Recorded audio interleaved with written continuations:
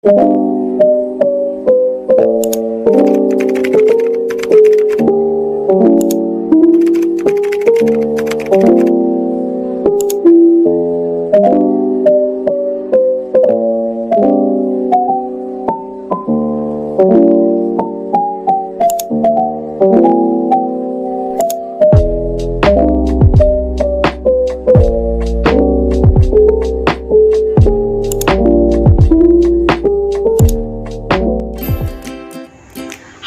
adik-adik kelas 1. Assalamualaikum warahmatullahi wabarakatuh. Selamat pagi semuanya. Apa kabarnya hari ini? Tentunya baik, bukan? Nah, masih semangat ya belajarnya hari ini adik-adik? Baiklah adik-adik, pada hari ini kita akan belajar tema 7, subtema 2, lingkungan di sekitarku, pembelajaran 2 bersama Kak Ayu. Adik-adik, coba amati gambar berikut ini. Ini adalah gambar kebun binatang ya. Ada hewan apa aja sih dalam gambar tersebut? Ya, ada jerapah, unta, kupu-kupu, gajah, kucing, monyet, ikan. Nah, kemudian adik-adik, adakah kalimat ungkapan dalam gambar tersebut? Ada ya, ada pengunjung dilarang untuk memberi makan hewan dan pengunjung dilarang untuk menginjak rumput. Baiklah adik-adik, di sini kita akan belajar mengenai tempat tinggal hewan. Setiap hewan tentunya memiliki tempat tinggal. Coba adik-adik perhatikan gambar tersebut. Di situ ada Udin, Edo, dan Beni yang sedang membaca buku tentang hewan. Mereka mengamati gambar tempat tinggal hewan. Hewan tinggal di tempat yang berbeda. Ada hewan yang tinggal di darat, contohnya ayam, kelinci, dan kucing. Ada hewan yang tinggal di air, contohnya adalah ikan. Ada pula hewan yang dapat tinggal di air dan juga di darat, adik-adik.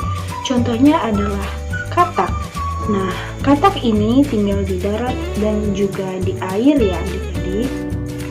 Namun, Udin merasa bingung menentukan tempat tinggal kera. Menurut Beni, kera tinggal di darat. Namun, menurut Edo, kera itu tinggal di pohon. Bagaimana nih pendapat adik-adik semuanya? Apakah kalian mengetahui di mana tempat tinggal kera? Nah, adik-adik bisa berdiskusi ya dengan teman-teman kalian. Biasanya, kera itu lebih banyak tinggal di pohon. Pohon itu kan adanya di darat. Nah, otomatis ya kera itu tinggalnya di darat di atas pohon ya adik-adik. Dan kera itu lebih suka bergelantungan di cabang atau di ranting-ranting pohon.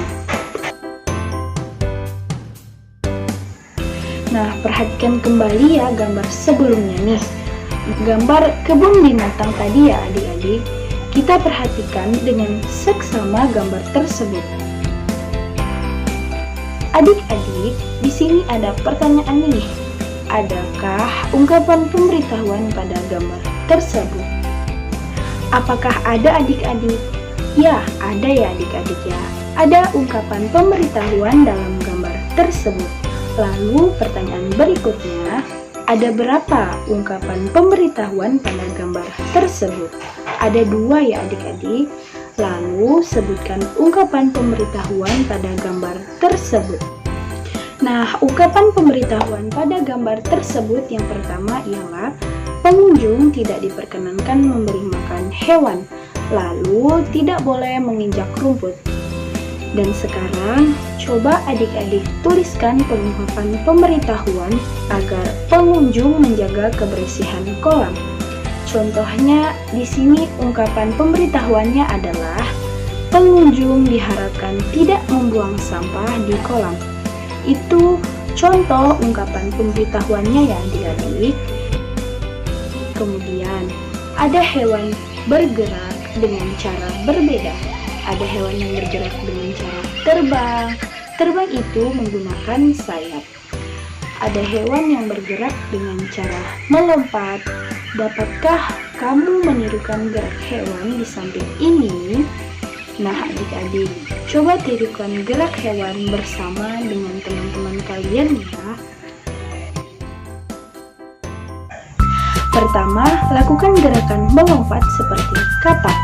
Meloncatlah sampai batas yang ditentukan.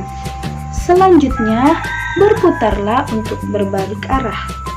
Kemudian, kembalilah ke tempat semula dengan cara melompat seperti katak.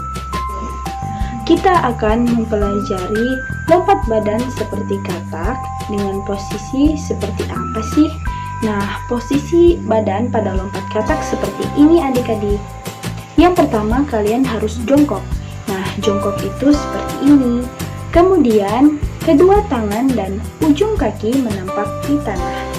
Lalu yang ketiga, setelah terdengar aba-aba, tolakkan kaki hingga badan terangkat ke atas dan melompatlah. Ya, itu gerakan saat melompat seperti katak. Lalu adik-adik, cara menirukan gerakan katak memutar badan. Gerakannya sama ya seperti yang pertama, yaitu jongkok dulu, lalu kemudian kedua tangan menapak di tanah dan ujung kaki. Setelah itu kalian lakukan loncatan, lalu berputarlah. Nah, dalam kondisi tersebut putarlah badan, lalu kalian meloncat seperti itu ya adik-adik. Adik-adik praktikan dengan teman-teman kalian.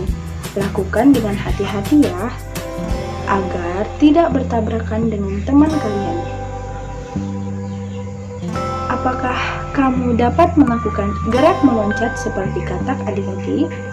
Apakah kamu dapat melakukan gerak berputar seperti katak loncat tadi? Nah, berlatihlah jika kamu belum dapat melakukannya. Kalau adik-adik sudah dapat melakukannya, adik-adik perlu bersyukur.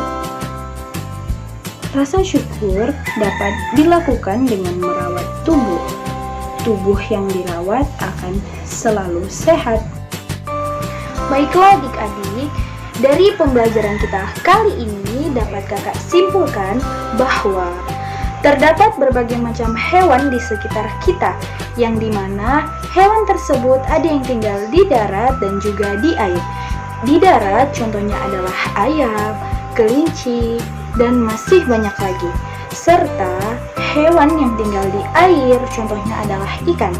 Jadi adik-adik, kita sebagai manusia harus menjaga lingkungan sekitar agar hewan langka yang hidup berdampingan dengan kita tidak punah. Dan hewan yang hidup berdampingan dengan kita akan merasa aman. Demikian tadi adik-adik pembahasan kita di tema 7, subtema 2, pembelajaran yang kedua. Semoga video pembelajaran ini bermanfaat untuk adik-adik semuanya.